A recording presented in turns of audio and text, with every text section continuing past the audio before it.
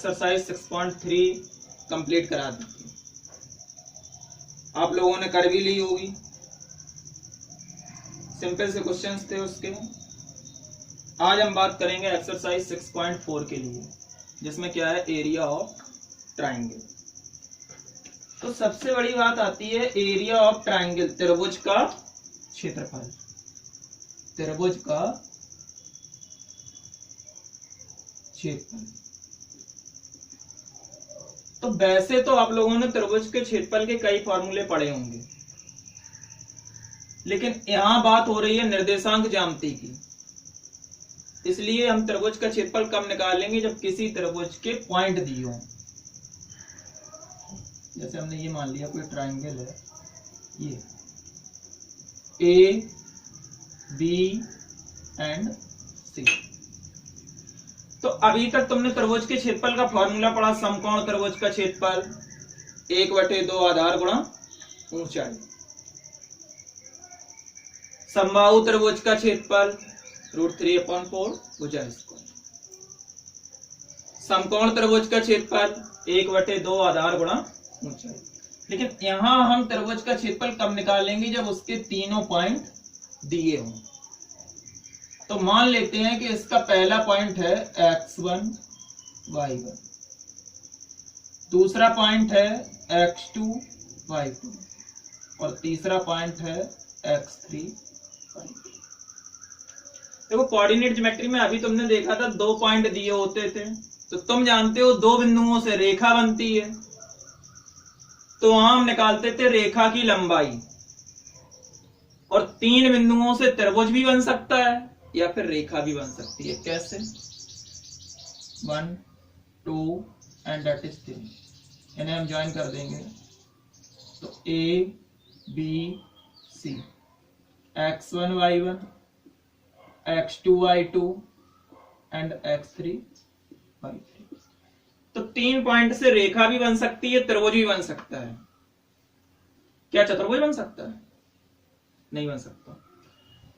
तो यहां हम बात करेंगे त्रिभुज के क्षेत्रफल की। थोड़ी देर के लिए हमने मान लिया कि क्या बन रहा है, त्रिभुज बन रहा है। तो त्रिभुज के क्षेत्रफल का जो फॉर्मूला होगा, इसे याद कर लेना। और याद करने से बेटर है आप यहां समझ लें, याद हो जाएगा, नहीं तो फॉर्मूला बहुत बड़ा है। तो 1/2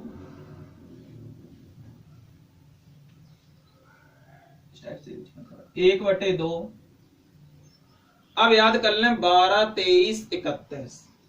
पहले तो xy plus xy plus xy, एक ब्रैकेट है, बीच में माइनस लगा देना। फिर यहां पे xy plus xy plus xy। याद करने का पैटर्न बता रहे हैं। पहला काम क्या है, 1/2 ब्रैकेट स्टार्ट, 3 पॉइंट है तो 3 बार हम यहां पे xy लिख लेंगे, बीच में माइनस लगा लेंगे, फिर यहां पे 3 बार xy लिख लेंगे। अब तुम्हें याद रखना है 12 23 31। 12 मतलब क्या है, x1/2, 12 हो गया। 23 मतलब x2/3, 23 हो गया। 31 मतलब x3/1। तो 12 23 31, इन्हें याद रखना। क्या हो जाएगा, फिर से समझे, x1/2 x2/3 x3/1। अब यहां क्या करना है, इन्हीं का उल्टा, 2 यहां और 1 यहां। तो x2/1, 2 यहां आ गया 1 यहां। ऐसे 3 यहां 2 यहां, मतलब 3 को हम यहां कर देंगे और 2 को यहां कर देंगे। तो ये x3/2, ऐसे इसे कर लेंगे 1 यहां और 3 यहां, x1/3। ये हो जाएगा। बात समझ में आई? ये होता है त्रिभुज के क्षेत्रफल का फॉर्मूला। बड़ा जरूर है, इसलिए हमने उसका तरीका बताया याद करने का। बकाया अगर तुम लोगों को पहले से याद है तो कोई दिक्कत वाली बात नहीं है। तो त्रिभुज का क्षेत्रफल निकालने के लिए पहला काम 1/2 xy xy xy 3 बार लिख लेंगे, बीच में माइनस लगा देंगे। फिर यहां पे xy xy xy 3 बार लिख लेंगे। फिर यहां पे क्या है, 12 23 31 तुम्हें याद करना है, तो 12 लिख लोगे x1/2, 23 मतलब x2/3, 31 मतलब x3/1। बात समझ में आई। फिर यहाँ पे क्या करेंगे, इन्हीं का उल्टा, 2 यहाँ और 1 यहाँ, तो 2 जब यहाँ आएगा ये बन जाएगा x2 और ये y1, तो x2 y। फिर 3 यहाँ 2 यहाँ, तो x3 y2, फिर 1 यहाँ और 3 यहाँ, तो x1 y2। ये हो गया त्रिभुज के क्षेत्रफल का फॉर्मूला। मोस्ट इंपॉर्टेंट पोर्शन है, बिल्कुल समझ लें। इसका एक क्वेश्चन संरेख वाला तो 100% आता ही है। ठीक,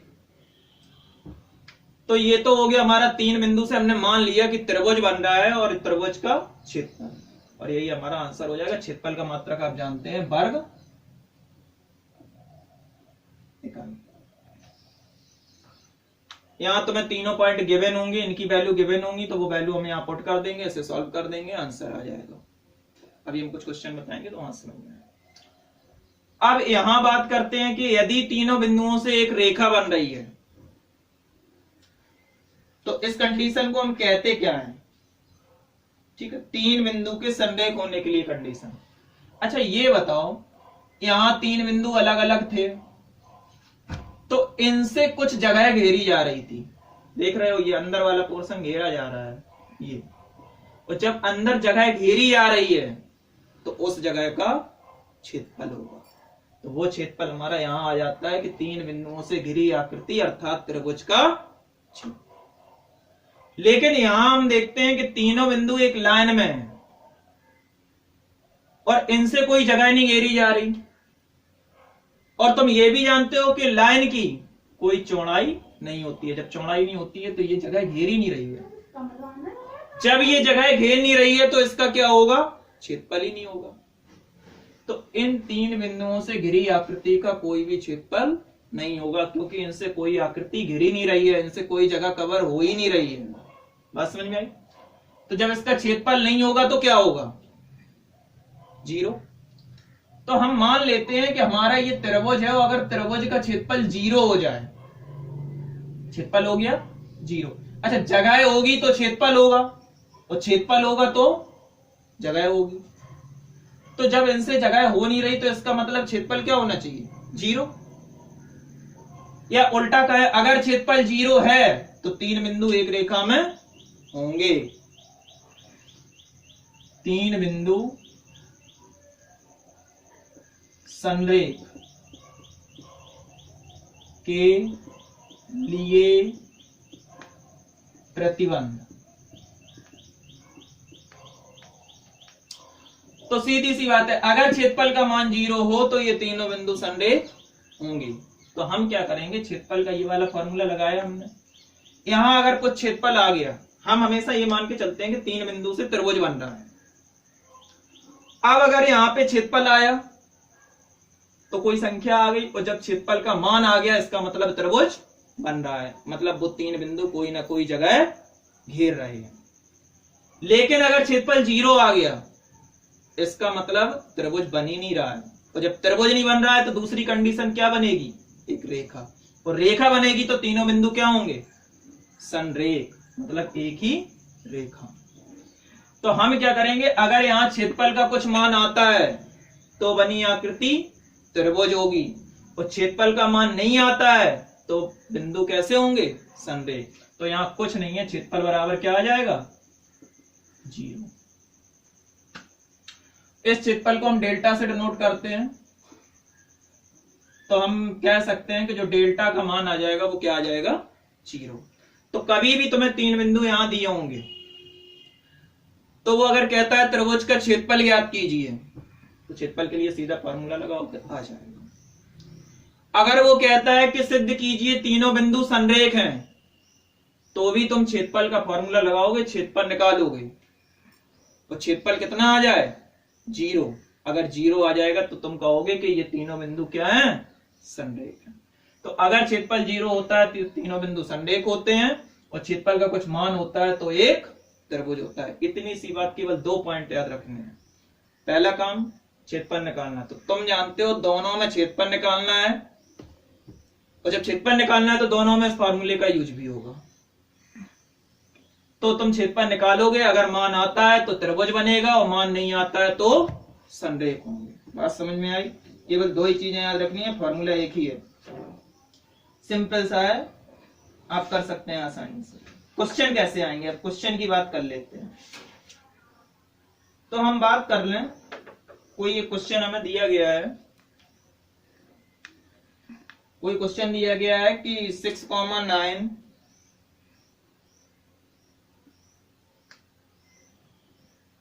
0,1 एंड -6, -7 ये कहा गया। एग्जाम्पल लेके चलते हैं। सिद्ध कीजिए, सिद्ध करें ये तीनों संरेख, ठीक है। तो हमें क्या करना है, हमें सिद्ध क्या करना है कि ये तीनों बिंदु कैसे हैं, संरेख हैं। तो मैंने क्या कहा था, तुम्हारा काम पहला यही रहेगा कि इसका क्या निकालोगे, क्षेत्रफल। अब क्षेत्रफल के लिए हमारा यही वाला फॉर्मूला होगा। तो हम क्षेत्रफल के लिए जो फॉर्मूला, पहला बिंदु हो जाएगा x1 y1 x2 y2 and that is x3 y3। क्षेत्रफल का फॉर्मूला लगा देंगे, डेल्टा इज इक्वल टू 1/2, मैंने बताया था 12, 23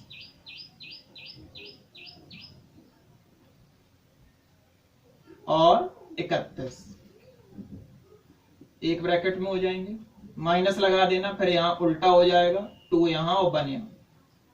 तो x2 y1 plus x3 y2 plus x1 y3, ये आपका फॉर्मूला हो गया। सभी वैल्यू हमें गिवन है, यहां पुट कर देंगे, ठीक है। तो यहां पुट करने के लिए जाएंगे तो क्या कहेंगे, 1/2 x1 की वैल्यू यहां से देखेंगे 6, बीच में कोई साइन नहीं है, इंटू x2 की वैल्यू 1 प्लस x2 की वैल्यू 1 इंटू y3 की वैल्यू -7 प्लस x3 की वैल्यू -6 इंटू y1 की वैल्यू 9। इस ब्रैकेट को हम क्लोज कर लेंगे, ठीक, माइनस फिर से यहां x2 0 into y1 9 x3 -6 into y2 1 x1 6 into y3 -7। ये मैंने इसमें सारी वैल्यूज पुट कर दी। हम क्या करेंगे, इसे सॉल्व करेंगे। तो इसे सॉल्व करना आप जानते होंगे, कैलकुलेशन तो आती जाएगी तुम लोगों को, ठीक है। तो इसके लिए हम पहले क्या करेंगे, 1/2 6 इंटू 1 6 -7, इसका मल्टीप्लाई कराएंगे और 9 6 जा 54 माइनस का 54, माइनस साइन लगा देंगे हम। यहां कराएंगे 0 -6 और 7 6 जा 42, 0 -6 और माइनस का 42, ये आ जाएगी। फिर करेंगे 1/2 54 और 7 61 से 6 को सब्ट्रैक्ट कर देंगे तो कितना आ जाएगा, माइनस का 55,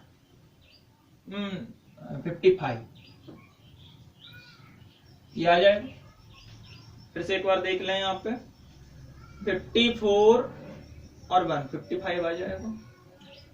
यहां हम देखेंगे माइनस, लेकिन 42 और 6 कितना हो जाएगा, 48 माइनस का हो जाएगा, ठीक है। तो हम देखेंगे कि यहाँ पे वैल्यू, पे हम लोगों ने कहीं मिस्टेक कर दिया, सेम आना चाहिए। तो हम यहाँ देखेंगे x2 की वैल्यू कितनी है, 0 है, तो यहाँ हम 0 पुट करेंगे। जब 0 पुट करेंगे तो ये टर्म हमारा क्या हो जाएगा, 0। तो हम जब इससे सब्ट्रैक्ट करेंगे 54 - 6 माइनस का 40, ठीक है। और ये कितना हो रहा है, माइनस का 40।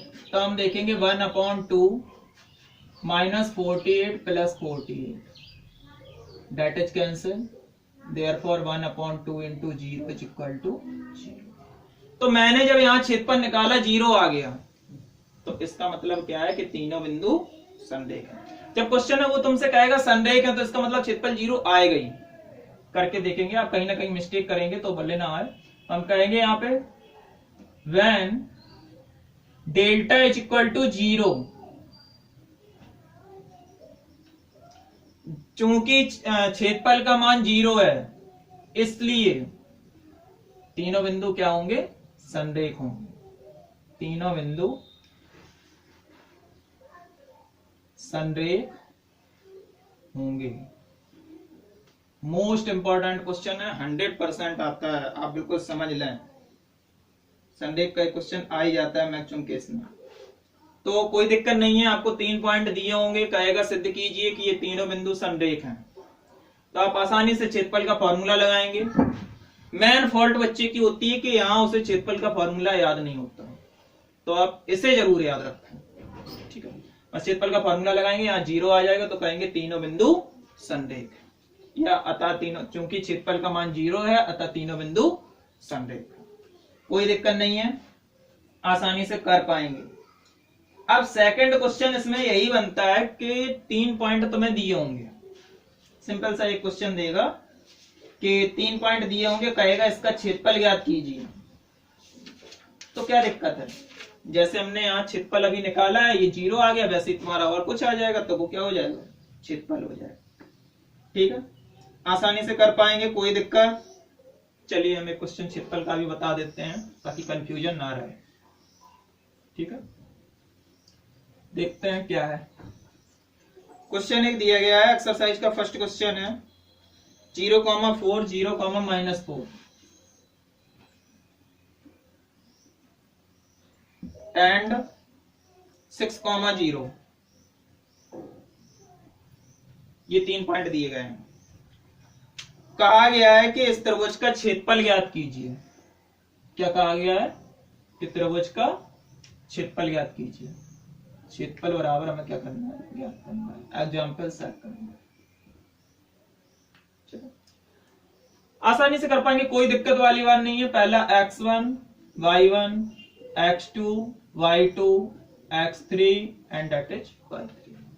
क्षेत्रफल का फॉर्मूला लगा देंगे फिर से वही, delta is equal to 1/2 x1 y2 x2 y3 x3 y1 minus x2 y1 x3 y2 और x1 y3, ये हो जाएगा। तो 1/2 वैल्यूज पुट कर देंगे, कोई दिक्कत नहीं है। x1 की वैल्यू 0, तो 0 इंटू y2 की वैल्यू -4 प्लस x2 की value 0 y3 0 x3 6 y1 4। Calculation बड़ी जरूर होती है इसकी, लेकिन बिल्कुल सिंपल होती है, मल्टीप्लाई ऐड कुछ नहीं है। x2 0 y1 4 x3 6 y2 -4 plus x1 means 0 into y3 means 0, यह 1/2 0 इंटू -4, तो 0 ही हो जाएगा, सीधी सी बात है। प्लस ये भी 0, 6 4 जा 24, ये आ जाएगा। माइनस यहां आप कराएंगे 0, 6 4 जा माइनस का 24, और ये कितना आ जाएगा आपका 0। अब आप देखेंगे 1/2 0 अगर हम इसमें ऐड करेंगे तो क्या रहेगा 24, माइनस का साइन है, यहाँ 0 ऐड करेंगे तो माइनस का 24।